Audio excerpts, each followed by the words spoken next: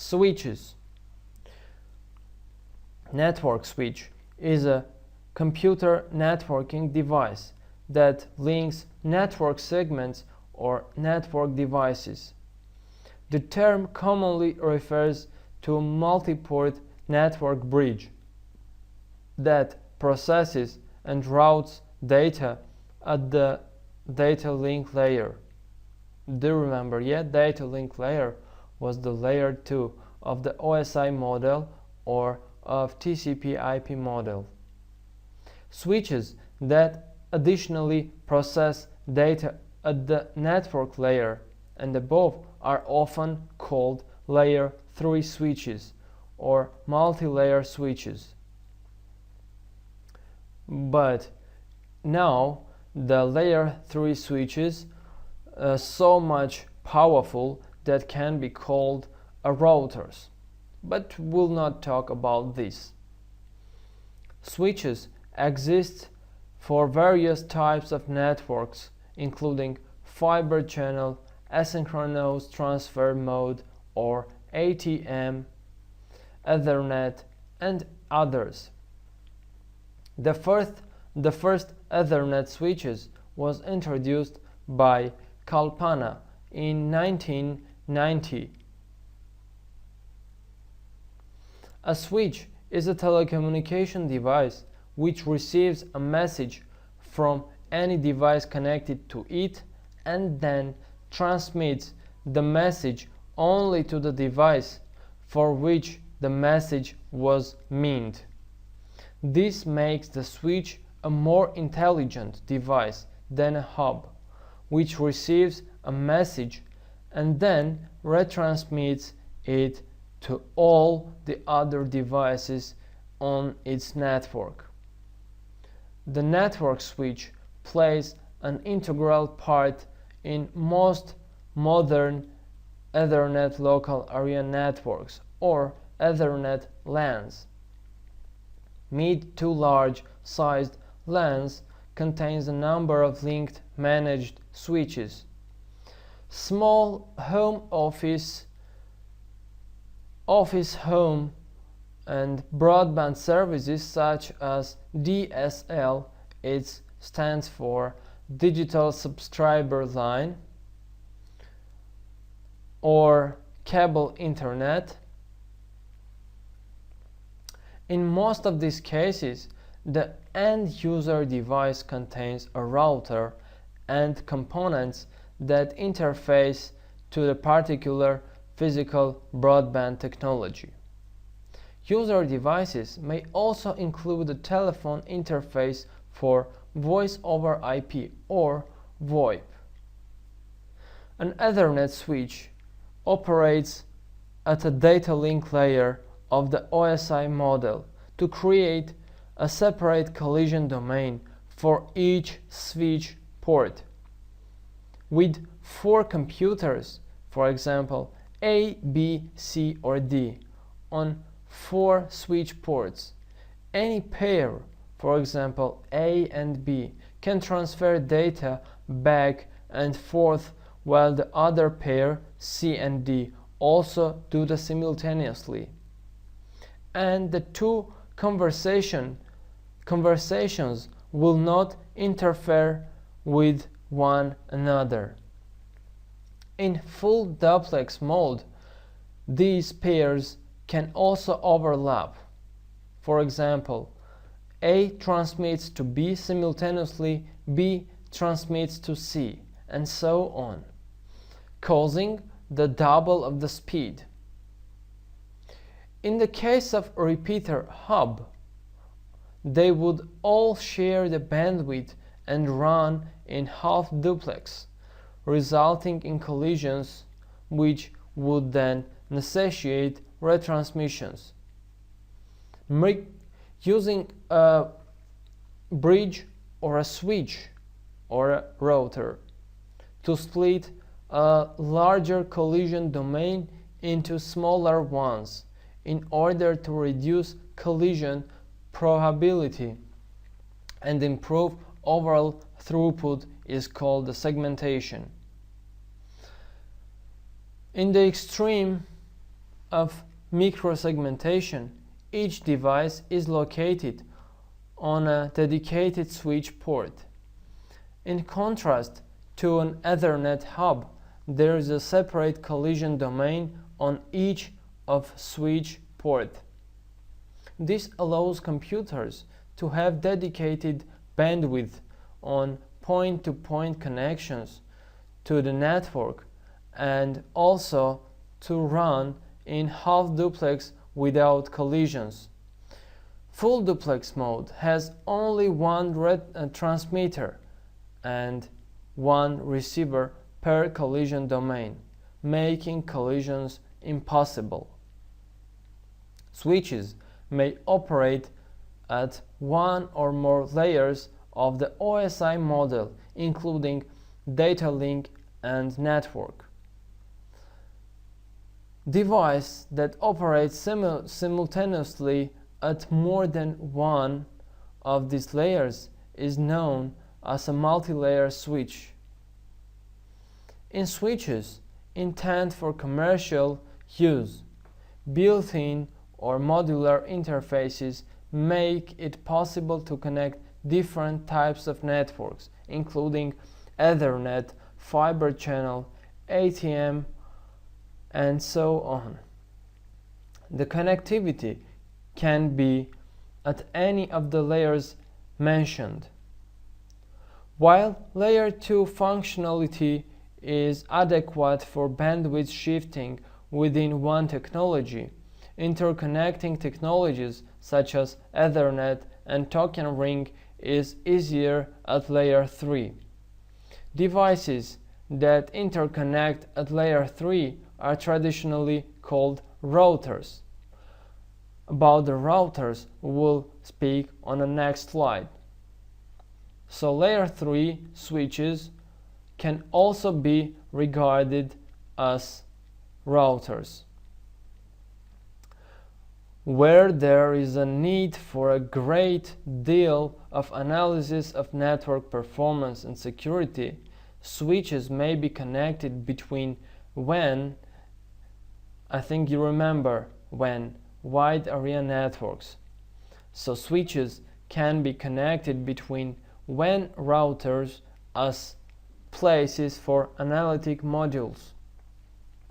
Some vendors provide firewall, network intrusion detection, and performance analysis modules that can plug into switch ports. Some of these functions may be on combined modules. In other cases, the switch is used to create a mirror image of data that can go to an external device. Since most switch port mirroring provides only one mirrored stream, network hubs can be useful for fanning out data to several read-only analyzers, such as intrusion detection systems and packet sniffers.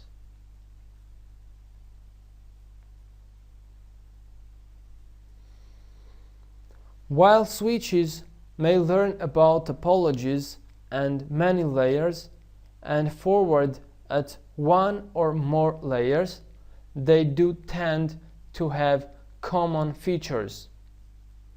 Other than for high-performance applications, modern commercial switches use primarily Ethernet interfaces.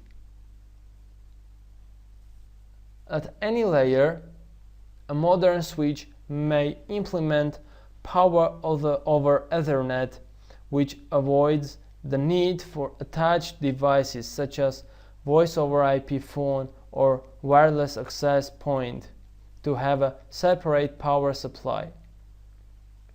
Since switches can have redundant power circuits connected to uninterruptible power supplies, the connected devices can continue operating even when regular office power fails.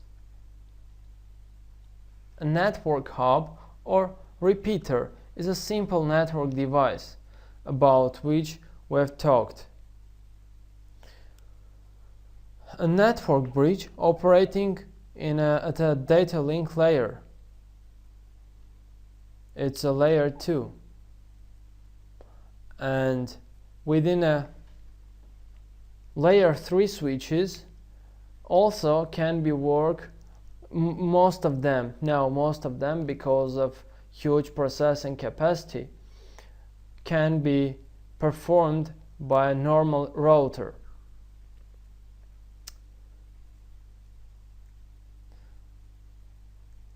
There are several types of switches which differ each from other with its form factor, configuration options, management features, and so on. Let's talk about them. A form factor. So switches can be desktop, not mounted in an enclosure, typically intended to be used in a home or office environment outside a wiring closet. Another form factor is rack mounted, a switch that mounts in an equipment rack. Chassis with swappable module cards. DIN rail mounted, normally seen in industrial environments or panels. Another feature of the switches is configuration options. There are several types. Basically, there are two types: unmanaged switches and managed switches. The unmanaged switches are those ones who have no configuration interface or options. They are plug and play. They are typically the least expensive switches and therefore often used in small office or home environment. Unmanaged switches can be desktop or rack mounted. By its form factor. Managed switches. These switches have one or more methods to modify the operation of the switch. Common management methods include a command line interface (CLI), accessed via serial console, telnet, or secure shell or SSH. An embedded simple network management protocol (SNMP). We talked about this protocol in our lessons. It is a TCP/IP model application layer protocol. Examples of configuration changes that one can do from a managed switch include enable features such as spanning tree protocol (STP), set port bandwidth, for example 10 megabit per second, 100 megabits per second. It's a standard, but you can also set a port bandwidth, for example not more than 2.3 megabit per second. Also, you can create or modify virtual LANs or VLANs in the switches ports. VLANs stands for Virtual Local Area Networks. It's located between the second layer and the third layer of OSI model. I know for you it's something strange, but we'll talk about the VLANs and you'll understand why I'm saying such. Two subclasses of managed switches are marketed today: smart or intelligent switches these are managed switches with a limited set of management features. Likewise, web-managed switches are switches which fall into a market niche between unmanaged and managed, for a price much lower than a fully managed switch.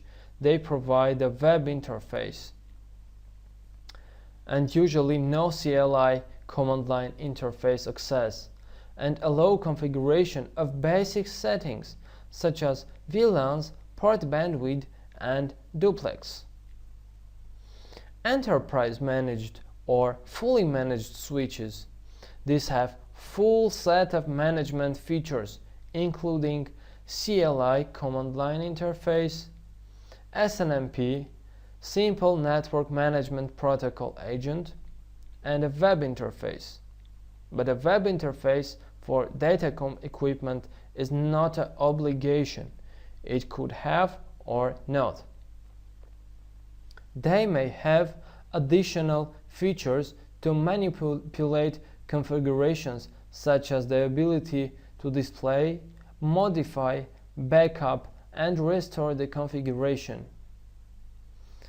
Compared with smart switches, enterprise switches have more features that can be customized or optimized and are generally more expensive than smart switches.